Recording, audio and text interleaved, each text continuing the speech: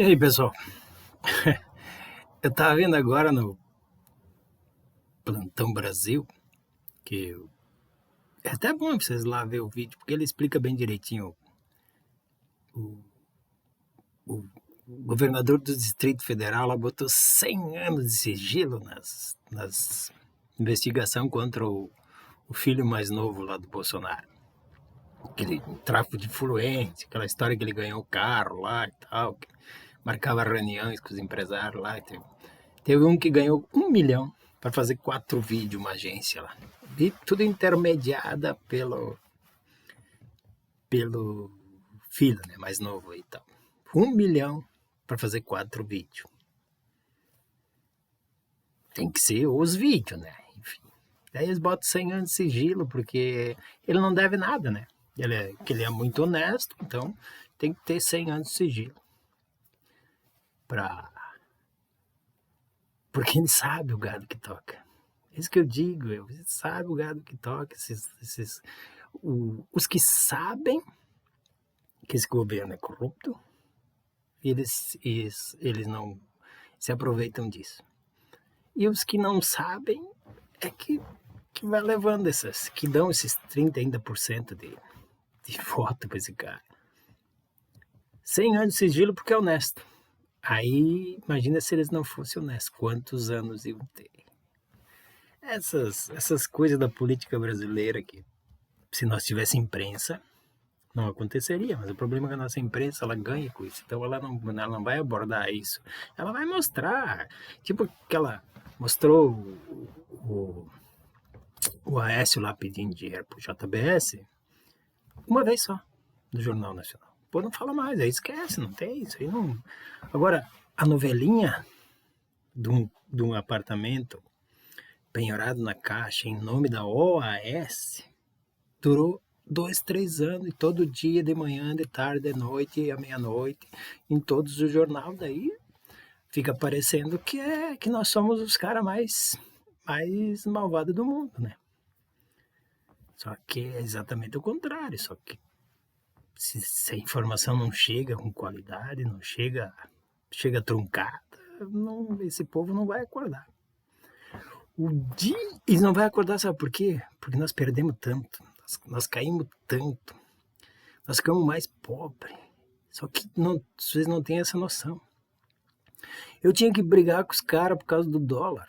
Brigar, entre aspas, né? Vocês entendem, né? Porque o dólar subiu um pouquinho na Dilma e eu dizia, o dólar baixo não é necessariamente bom. E o dólar alto não é necessariamente ruim, depende de como é que tu leva a economia, como é que tá. E às vezes ele tá sobe e desce porque o governo não pode fazer nada. Naquela época lá, os Estados Unidos bancou um prejuízo trilionário para vender gás de xisto e petróleo de xisto lá abaixo do preço de custo deles, para atacar a Rússia, porque a Rússia estava vindo com força, estava vendendo gás e não sei o que, tanto é que fizeram uma guerra agora para a Rússia não vender o gás para a Europa e tal, e para eles vender lá. Os europeus vão morrer de frio no inverno para babar ovo dos Estados Unidos, que nem nós aqui. Então, tudo é uma questão de divisão, o que tu quer ganhar, o que tu vai fazer. Então, e agora o dólar está 6, e esses mesmos caras não falam nada. Eles nem sabem que o dólar está 6. Esses que brigavam comigo, porque. Do boteco, eu tô falando, né? Brigavam comigo porque o dólar tinha subido muito, estava 3. Os caras nunca tiveram dólar na vida, nunca investiram em dólar, nunca investiram em ação, nunca compraram um título do governo e estavam brigando porque a TV todo dia batia. Os caras não tinham nem poupança, eu acho. Mas estavam indignados que o dólar estava alto, que o risco do Brasil estava alto, por causa que. E olha que. Aí tu tinha que. Fora quando tu tinha que discutir com o cara que dizia que o Lulinha era dono da Friboi, que eu vi isso de um advogado. É incrível, mas eu vi. E pela impressão que eu tive, ele acreditava mesmo nisso. E o cara se formou em advogado e conseguiu acreditar nisso aí. Que o Lulinha era dono da Friboi. Com a caixa preta do BNDES. A caixa preta do BNDES era aquele negócio assim que eu dizia, só que tentava dizer, às vezes nem conseguia, né? Mas Tu gostaria que qualquer um fosse lá no banco que tu tem conta lá e vesse quanto é que tu tem na conta? Todo mundo diz que não, né? Claro que não, ninguém quer. A Caixa Preta do BNDES era isso. Tem uma proteção. Aqui, ó, tu não pode ir lá ver quanto uma grande empresa pegou dinheiro lá e tal, mas se tiver algum problema, se tiver uma reportagem bem feita, eles têm condições de saber quanto foi, porque eles têm. Mas se tiver algum rolo, a justiça pode abrir esse empréstimo mal feito. Só que não tinha como explicar, não tinha jeito, os caras não sabiam nem que estavam falando de caixa preta, mas era isso aí. Agora, vai falar para eles, eu não encontrei ninguém ainda, mas vai falar para eles dos 100 anos de sigilo.